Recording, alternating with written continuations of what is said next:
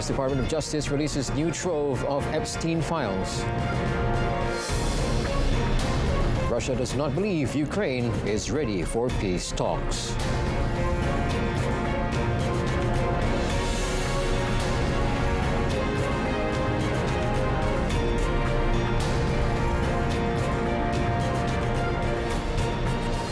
Good afternoon and Salam Malaysia Madani. Thanks for tuning in. You're watching World Today with me, Otto Othman. The U.S. Justice Department released more than 300,000 pages of records from its investigations into the late financier and convicted sex offender Jeffrey Epstein on Friday, bowing to pressure from lawmakers who forced their disclosure with a new law. Large numbers of photos and documents that were released were partially redacted, including some that appeared to show graphic content. The release follows months of political roaring wrangling amid rebellion by some of the President Donald Trump's staunchest supporters over his administration's reluctance to make public all records tied to probes into Epstein. The files included several photos of Democratic former President Bill Clinton, which could conflict with Justice Department policy not to release material related to ongoing investigations. Trump, a Republican, has ordered the Justice Department to investigate Clinton's ties to Epstein in what critics viewed as an effort for shift to focus away from his own relationship with Epstein. It was not immediately clear how substantive the new materials were, given that many Epstein-related documents have previously been made public since his 2019 death in jail, which was ruled as suicide. Now, U.S. President Donald Trump and 9 major pharmaceutical companies on Friday announced deals that will slash the prices of their medicines for the government's Medicaid program and for cash payers in his latest bid to align U.S. costs with those in other wealthy nations. Bristol Myers Squibb, Gilead Sciences, and Merck and Roche's U.S. unit Genentech have struck deals. Novartis, Amgen, Boehringer Ingelheim, Sanofi and GSK have also signed on. So we were subsidizing the entire world. We're not doing it anymore. This is the biggest thing having to do with drugs in the history of the purchase of drugs. Under the deals, each drug maker will cut prices on most drugs sold to the Medicaid program for low-income people, senior administration officials said, promising massive savings on widely used medicines without giving specific figures. U.S. patients currently pay by far the most for prescription medicines, often nearly 3 times more than in other developed nations. And Trump has been pressuring drug makers to lower their prices to what patients pay elsewhere. Trump also said that he would call on health insurance companies to meet with him in the coming weeks in an effort to get them to cut their prices. Defense Secretary Pete Hegseth announced on Friday that the United States-U.S. launched an operation in Syria in retaliation for a 13th December attack on American forces in Palmyra, Syria. Now, Hegseth wrote on U.S. social media platform X, U.S. forces commenced Operation Hawkeye Strike in Syria to eliminate Daesh fighters' infrastructure and weapons sites. The operation was described as a direct response to the attack, which targeted American personnel stationed in eastern Syria. Meanwhile, U.S. President Donald Trump said on social media the strikes were a very serious retaliation and fulfillment of his promise to respond. Trump added that Syrian government was fully in support of the operation and referred to Syria's leader as a man who is working hard and very hard to bring greatness back to Syria. On a related note, one U.S. official confirmed the strikes hit more than 70 targets across central Syria and were carried out by F-15 and A-10 jets, along with the Apache helicopters and HIMARS rocket systems. About 1,000 U.S. troops remain in Syria, and on 13th December, 2 U.S. Army soldiers and civilian interpreter were killed in the central Syrian town on Palmyra by an attacker who targeted a convoy of American and Syrian forces before being shot dead. Russian President Vladimir Putin told his annual press conference on Friday that Moscow does not believe Ukraine is ready for peace talks. Now, he said was ready and willing to end the conflict in Ukraine peacefully based on principles he said he had set out to the Foreign Ministry in 2024. Putin also said that Russian troops have already entered the Heliopol settlement in Zaporozhye region of Ukraine. Speaking during his annual end-of-year news conference, which has become a staple of his 25-year rule, Putin said the ball was in the court of the West, and Kyiv is in talks to end the war in Ukraine, while hailing Moscow's recent battlefield gains and threatening more. Now, the United States, Ukraine, and Europeans have been refining a proposal first put forward by Washington last month that many saw heeding most of Moscow's core demands for how the conflict should end. Russia and Washington are also pushing Ukrainian President Vladimir Zelensky to hold a presidential election, with Putin saying Russia could halt long-range strikes on voting day.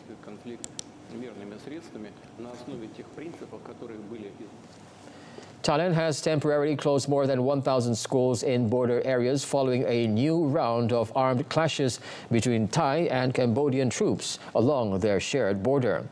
Now, the Thai Ministry of Education ordered the suspension of classes on Friday in 7 provinces bordering Cambodia, affecting a total of 1,060 schools to ensure the safety of students and teachers.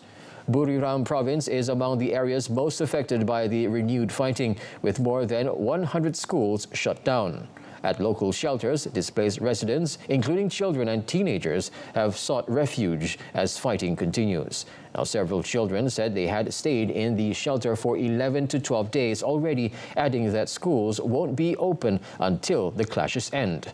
Earlier this week, Thailand's military also said that it has stopped fuel shipments passing through a border checkpoint, with Laos becoming a fear they were being diverted to Cambodia. Around 60 people have died and more than 500,000 have been displaced since hostilities resumed on 8 December between the Southeast Asian neighbors, shattering a ceasefire that U.S. President Donald Trump had brokered in late July. Lebanese Prime Minister Nawaf Salam announced on Friday that the government had put forward a draft law to address a financial crisis that has crippled the economy for 6 years, saying it conforms to International Monetary Fund standards and would restore faith in Lebanon. The draft law, which will be discussed by the cabinet on Monday, aims to address a vast funding shortfall in the financial system and allow depositors who have been frozen out of their savings to gradually recover their money.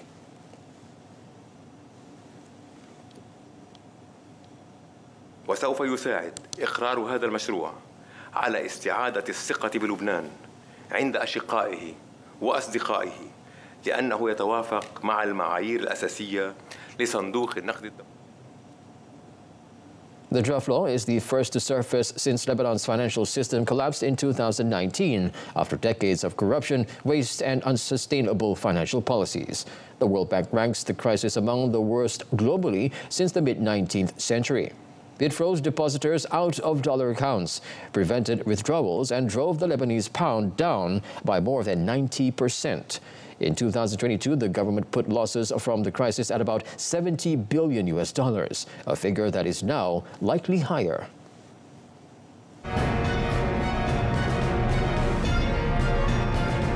Coming up next, Bank of Japan raises interest to unseen high. Suruhanjaya Integriti Agensi Penguatkuasaan mengendali aduan orang ramai dan menjalankan siasatan mengenai salah laku pegawai penguatkuasa dan agensi penguatkuasaan dengan tegas, telus dan efisien. Sila layari www.eaic.gov.my. Welcome back. Now, the Bank of Japan raised interest rates on Friday to levels unseen in 3 decades and signaled its readiness for further hikes, taking another landmark step in ending decades of huge monetary support and near zero borrowing costs. Now, it also removed language that growth and inflation will stagnate due to the impact of higher U.S. tariffs, underscoring the central bank's conviction that Japan was on course to stably hit its 2% inflation target, backed by wage gains and ready for a continued normalization of monetary policy. Now, in a widely expected move, the BOJ raised short-term interest rates to 0.75% from 0.5% in the first increase since January. Now, the move takes interest rates to levels unseen since 1995, when Japan was reeling from a burst of an asset-inflated bubble that drew the BOJ into a prolonged battle with deflation. However, Governor Kazuo Ueda remained vague on the exact timing and pace of future interest rate hikes.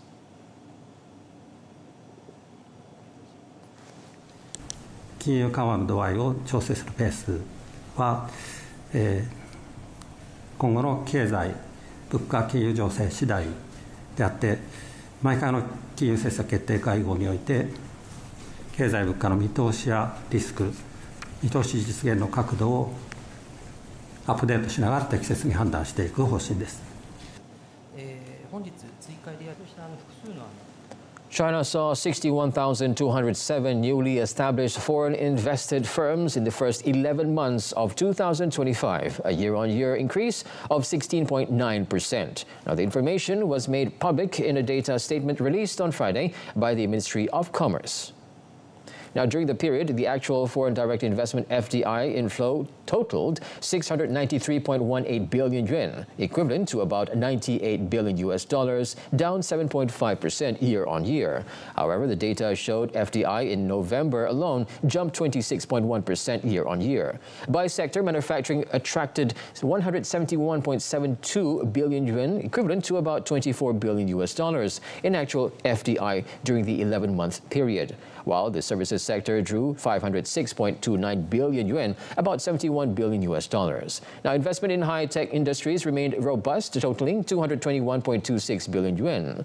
Now, the data also showed investment from Switzerland, the United Arab Emirates and Britain surged by 67%, 47.6% and 19.3% year-on-year, respectively, during the same period. India's Adani Enterprises plans to aggressively bid for 11 airports that the federal government plans to lease to the private sector as part of the company's $11 billion expansion strategy for airport infrastructure over the next 5 years.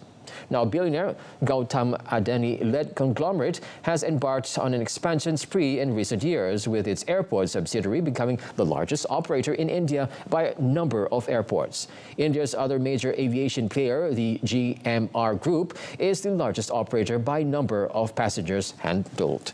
Now, direct AT Adani Airports Holdings Limited, or AAHL, Jeet Adani, said there is no fixed timeline for public listing of AAHL, but initial public offering or a demerger would depend on achieving some milestones, including the business becoming cash positive.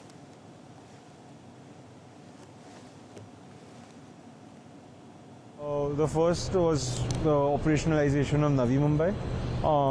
The second milestone was that the airport business by itself has to be cash positive. So right now it's largely EBITDA positive, but because of the capex cycle, there's more cash that's required to be deployed in.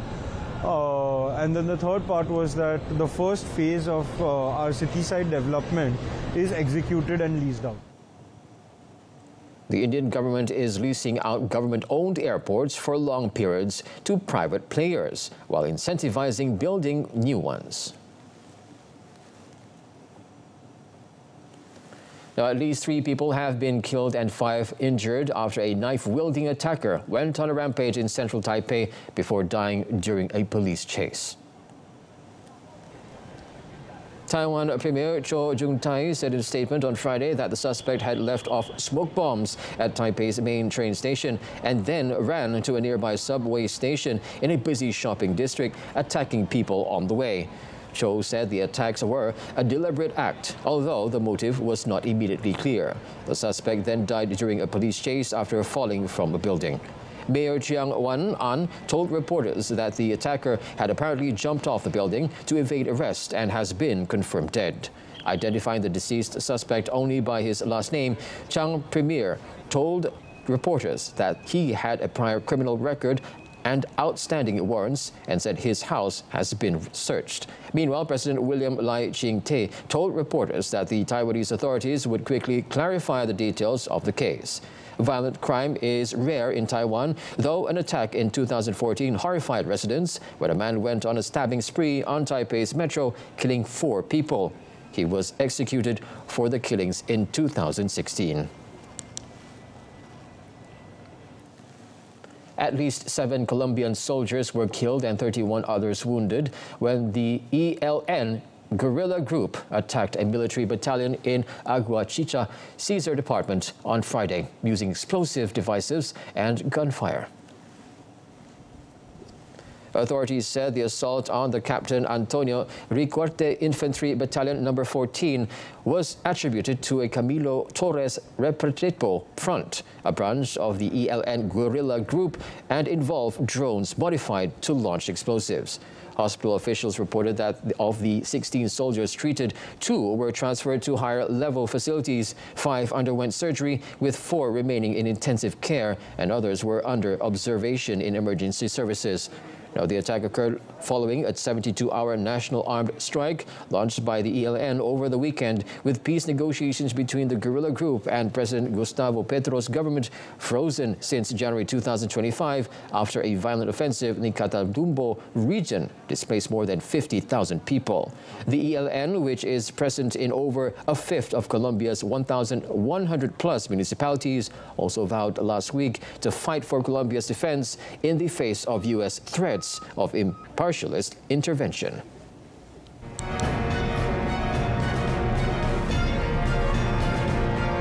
Also to come in sports, track cycling trio smashes national record at SEA Games.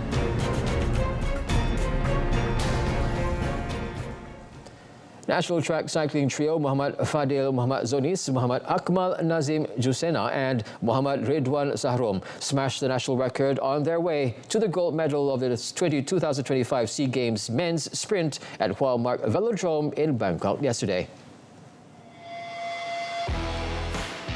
Their time of 1 minute 0.520 seconds erased the previous national record of 1 minute 02.077 seconds set by Datuk Muhammad Azizul Hasni Awang, Josiah Ng and Muhammad Idrus Muhammad Yunus at the 2014 Asian Games in Incheon, South Korea.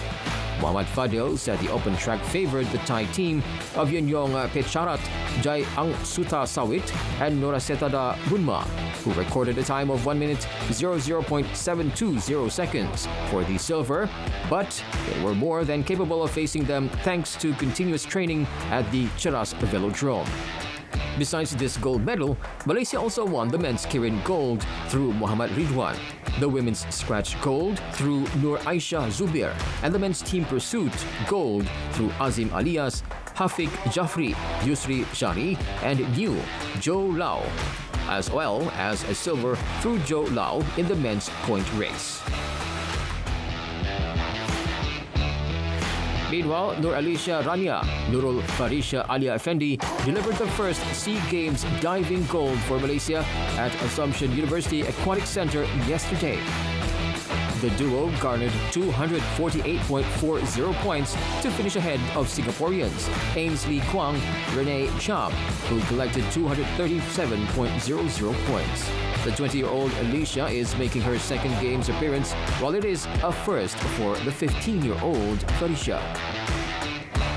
National squash players Sanjay Jiva and Nur Aina Amaniapandi justified their top seed status by clinching the men's and women's singles gold medals, respectively, at Vajiravud College. Sanjay delivered a commanding performance to seal gold in an all-Malaysian final, showing composure to overcome an opening setback to defeat Duncan Lee 6-11, 11-6, 11-5, 11-4 in the 52-minute battle. In the women's singles final, world number 59, Nur Aina brushed aside the challenge from compatriot Yi Xingying 11-7, 12-10, 8-11, 11-4 in 35 minutes to claim her first SEA Games gold medal. Malaysia wrapped up their SEA Games bowling campaign on a high note on Friday, striking gold in the women's team event to cap a strong overall showing. The women's quartet of Natasha Roslan, Nur Hazira Ramli, Adania Rezwan and Sin Lee Jane delivered a commanding performance to beat Indonesia 817-773 in the final, securing Malaysia's second gold medal in the bowling competition. The victory provided a fitting finale to the women's campaign after topping the qualifying standings. Men's doubles Aaron Shah So Yik and Man Wei Chong T Kai Woon crashed out of the World Tour Finals WTF in Hangzhou, China after losing their last group matches last night. World number 2 Aaron Woyik needed to win in straight games against India's Satwik Sairaj Rankireddy Chirag Shetty but lost 21-17, 18-21, 21-15 in Group B. Satwik Sairaj Chirag topped Group B, while China's world number 6 Liang Wei Keng Wang Chang took the second semi-final spot after securing a 21-17, 21-14 win over Indonesia's world number 8 Fajar Alfian Shohibul Fikri. World number 4 Wei Chong Kai Woon pushed South Korea's world number 1 Kim Won-ho Seo Shing-ji all the way before falling 25-23, 14-21, 21-19 in a 63-minute Group A clash. Joining Won-ho, Seung-jae in the last four were Indonesia's world number 10 Sabar Karyaman Mohreza Isfahani, who defeated Taiwan's world number 16 Chiu Xiang Chia Wang Qilin 21-19, 20-22, 21-15. Women's doubles world number 2 Berita RTM and mixed doubles world number 3 Cheng Tangji Do Iwei secured their last four berths earlier on Friday. World champion Shi Yuji beat Japan's Kodai Naraoka to claim top spot in Group B at badminton's World Tour Finals in Hangzhou on Friday. The Chinese star was dominant in a one-sided 21-9, 21-11 victory. Earlier, China's Li Shifeng was forced to retire in his Group B match against Taiwan's Zhou Tianqian after the Asian Games gold medalist twisted his right foot. Paris Olympics silver medalist Kunlavud Vititsran overcame Denmark's Anders Andersen to secure the last semi-final spot from Group A. The Thai player prevailed 21-15, 18-21, 21-13 in a competitive encounter. France's Christo Popov came out on top against the already eliminated Jonathan Christie in a Group A, having already secured qualification. The Frenchman came from behind to win 18-21, 21-16, 21-13. South Korea's An Si-young finished top of Group A at badminton's World Tour Finals in Hangzhou on Friday after defeating world champion Kenny Yamaguchi 14-21, 21-5, 21-14, while Thailand's Ratchanok Itanon beat China's Han Yu to advance. With their spots in the semifinals already confirmed, Yamaguchi took the opener against with some powerful smashes, but the Paris Olympics champion capitalized on her opponent's errors to regain momentum and win the second game. Yamaguchi pushed hard in the decider, but An's stout defense helped her pick up the win. Ratchanok sailed past her opponent 21-17, 21-10 to finish second in Group B and book a spot in the next stage of the competition, along with China's Wang Ziyi, who had won both her games. In men's Group B, China's Li Shifeng was forced to retire in his match against Taiwan's Zhou Tianqian after the Asian Games gold medalist twisted his right foot while leading 21-14, 14-11. Both players were already eliminated from contention after losing their first two games. In tennis, Nihesh Basaviredi and Alexander Blocks advanced to the semi-finals of the next-gen ATP Finals in Jeddah, Saudi Arabia on Friday. In the first match of the day, Basaviredi beat Justin Engel 4-3, 4-2, 4-3. Bloxy then secured top spot in the red group by beating Dino Prismic 4-3, 2-4, 4-2, 4-0 on Friday afternoon. Runner-up, Basaviredi is set to play the winner of blue group, Lerner Tien, on Saturday.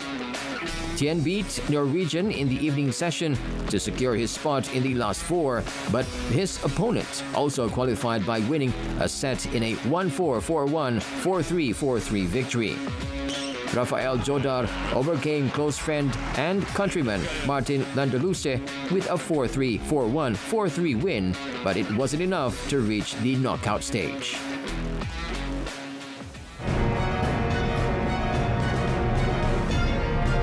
Kick back and relax with our offbeat selection of stories coming up next.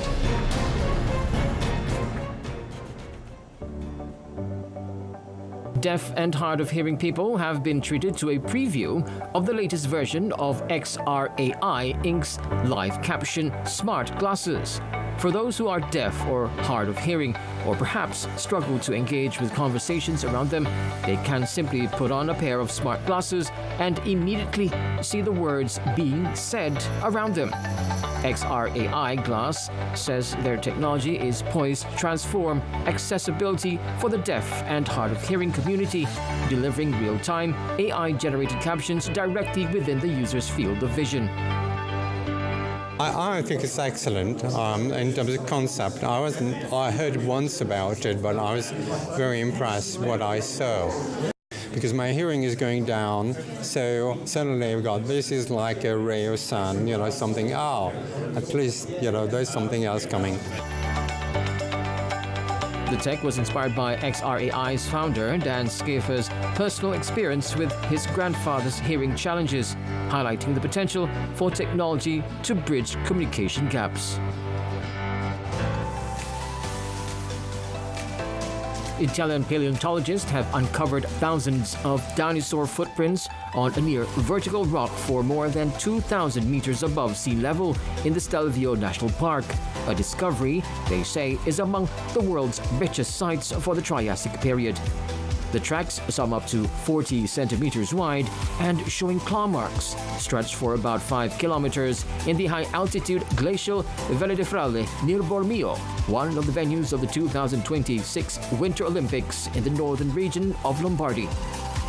Experts believe the prints were left by herds of long-necked herbivores, likely plateosaurs, more than 200 million years ago.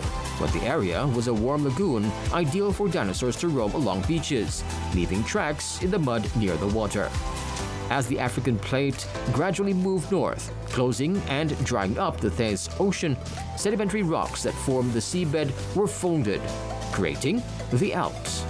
The fossilized dinosaur footprints shifted from a horizontal position to the vertical one on a mountain slope spotted by a wildlife photographer in September while chasing deer and bearded vultures.